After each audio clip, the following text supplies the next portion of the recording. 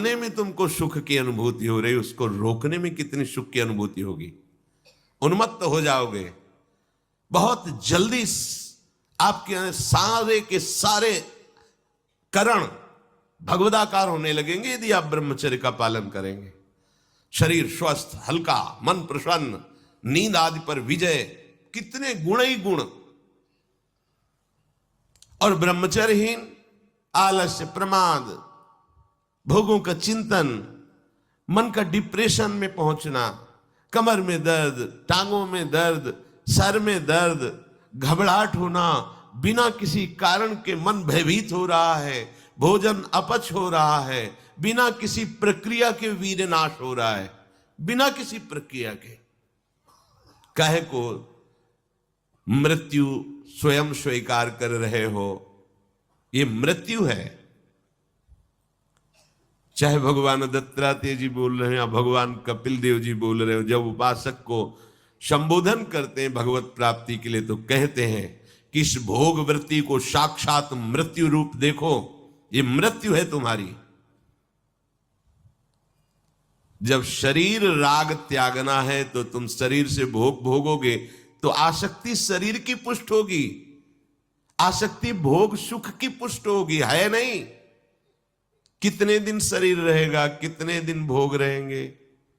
विचारवान बनो, ब्रह्मचर्यम चरंती, ब्रह्मचर्य का पालन करो। उपासक जो ब्रह्मचारी होता है उसका खिला हुआ चेहरा रहता है, जैसे कमल खिला हुआ, बिना किसी कारण के उसकी मुख मुद्रा में प्रसन्नता होती है। जो ब्रह्मचर्यहीन होता है बुझा हुआ चेहरा होता है, तेजहीन, बिना किसी कारण के वो शोकग्रस्त लगता है। बैठा है, आपको लग रहा है शांत है, लेकिन आप चेहरे को देखो, वो एक शोकग्रस्त है, कुम्हलाया हुआ चेहरा, अशांत चेहरा। मुख प्रसन्न, तन तेज विराजा, यह है ब्रह्मचर्यम चरंती, भगवत आराधन संपन्न उपासक का। जैसे आग में पैर रखते हुए कोई चले तो कैसे चलेगा, ऐसे ही ब्रह्मचारी की पहचान है। इतनी स्फूर्ति उसके अंदर होती, जैसे आग में चलने वाला पूरा पैर नहीं रख पाएगा, अगला कदम रख देगा क्योंकि ताप लग रहा है, ऐसे उसकी स्फूर्ति होती पैरों में। उसकी आंखें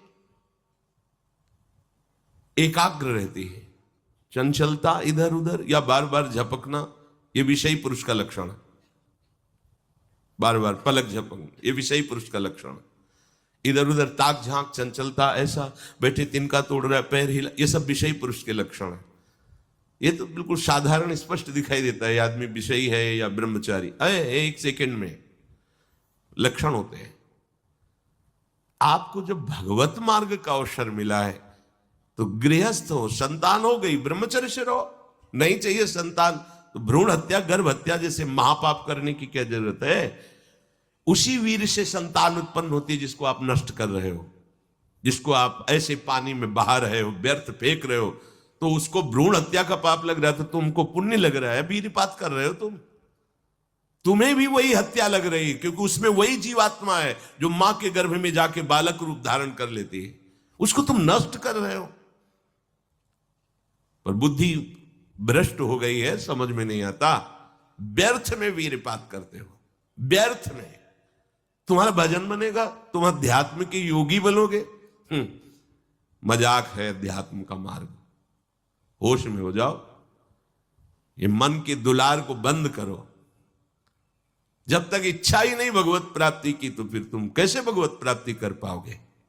भगवत प्राप्ति की इच्छा कैसे होगी जब तुम्हारी इस तरह से निंदनीय वृत्तियां हैं। इंद्रियों को दुलार कर रहे हो, मन को दुलार कर रहे हो, भगवत प्राप्ति चाहते हो, आचरण नीच और चाहते हो उच्च पदवी। सावधान हो जाओ। यदि क्षंतो ब्रह्मचर्यम चरंत, ब्रह्मचर्य बहुत बहुत आवश्यक है, सबके लिए आवश्यक है, स्त्री पुरुष सबके लिए आवश्यक है। आप उसको केवल भगवत प्राप्ति से ही मत समझिए। अरे जीना है तो ब्रह्मचर्य की आवश्यकता है। स्वस्थता की आवश्यकता है, प्रसन्नता की आवश्यकता नहीं। मरा हुआ जीवन, रोज सुबह शाम निकल रही, रोज जीवन जा रहा है, किस काम का जीवन? गया, गई रात्रि, गई दिन, गया समय, जा रहा है। तुम्हारा उद्देश्य क्या है? तुम्हारे हाथ क्या लग रहा है? क्या प्राप्त कर रहे हो? विचार ही नहीं रह गए, विवेक ही नहीं रहे, पशुवत बस ऊपर चमड़ी में सुंदरता का लेप करके और मलमूत्रों के भांड में प्रियता करके पूरा जन्म नष्ट कर देना। कैसी धिक्कारमयी बुद्धि हमारी है।